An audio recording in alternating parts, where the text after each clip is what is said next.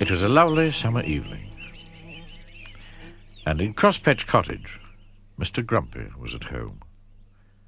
He sat down in an armchair and picked up a book.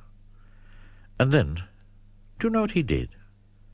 He tore all the pages out of it. Every one. Mr. Grumpy can't stand books. He has a shocking bad temper. In fact, he's quite the most bad-tempered person you can imagine. Grumpy by name and even more grumpy by nature. The following morning, he was out in his garden pulling up flowers. He couldn't stand pretty flowers growing in his garden. When out of the corner of his eye, he saw a figure. It was Mr. Happy. "Good morning," said Mr. Happy. "Good," said Mr. Grumpy. "What's good about it?" "But," said Mr. Happy. "But nothing," went on Mr. Grumpy. "Get out of my garden."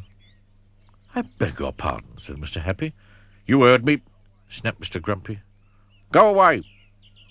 "I say," laughed Mr. Happy, "you're a bad-tempered fellow." "Hum," grunted Mr. Grumpy. "And," went on Mr. Happy, "bad-tempered fellows need to change their ways." "Rubbish," retorted Mr. Grumpy, and went into his cottage, deliberately stepping on Mr. Happy's foot as he passed him. "Oh, said Mr. Happy. Bang went the door of Crosspatch Cottage, as Mr. Grumpy slammed it behind him.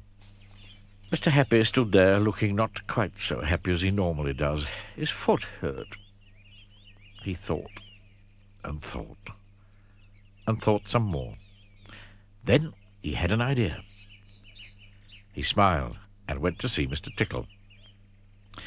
Mr. Happy told Mr. Tickle of his idea of how to get Mr. Grumpy to change his ways, and Mr. Tickle grinned the sort of grin that goes from ear to ear. That is, if you have ears, which he doesn't. "Oh," he grinned, rubbing the hands at the end of those extraordinarily long arms of his together. "That sounds fun." That afternoon, Mr. Grumpy went to town, shopping. He walked into Mr. Meat's shop. Mr. Meat was a butcher. "Give me some sausages," snapped Mr. Grumpy, "and be quick about it." Poor Mr. Meat, who was frightened of Mr. Grumpy, did as he was told. But as he was doing as he was told, something appeared through his shop doorway. Do you know what it was? It was an extraordinarily long arm belonging to... Well, you can guess who it belonged to, can't you? That extraordinarily long arm of Mr. Tickle's came in through the door and across the shop, up to Mr. Grumpy, and tickled him.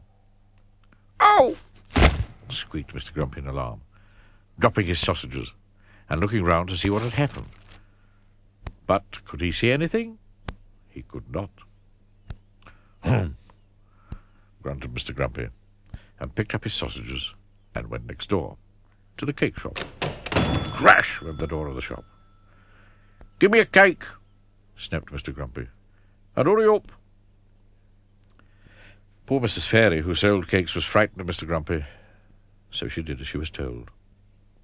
But as she was doing as she was told, guess what happened? "Oh!" squeaked Mr. Grumpy, dropping his cake and his sausages. He just could not understand what was happening. And the same thing happened at Mr. Daly's, the newspaper shop, at Mrs. Humbug's, the sweet shop, and at Mr. Bottle's dairy, and at Mr. Packet's, the grocer's.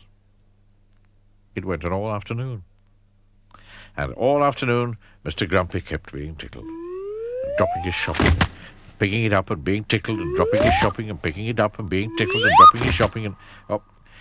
he just couldn't understand it. On his way home to Crosspatch Cottage, he met Mr. Happy again. "Hello," grinned Mr. Happy. Having a nice day?" "Get out of my way," snapped Mr. Grumpy, "before I kick you." But almost before the words had passed his lips, that extraordinarily long arm of Mr. Tickle's had appeared from behind a tree and tickled him yet again. He jumped in the air and dropped all his shopping yet again, and fell over. Mr. Happy looked down at Mr. Grumpy lying amid a jumble of sausages and cake and newspapers and sweets and milk and cornflakes.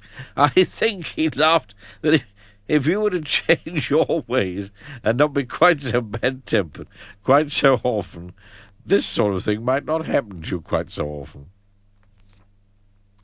"Hum," grunted Mr. Grumpy. He picked up all his shopping yet again and went home to Crosspatch Cottage.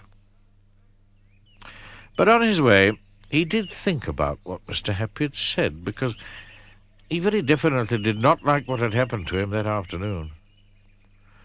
Mr. Happy and Mr. Tittle laughed and shook hands. And so after that, Mr. Grumpy did try not to be quite so bad-tempered, quite so often. And the more he tried, the less he found he was tickled. And so he tried more and more. And these days he's quite a changed person.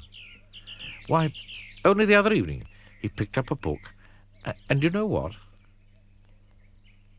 He only tore out one page.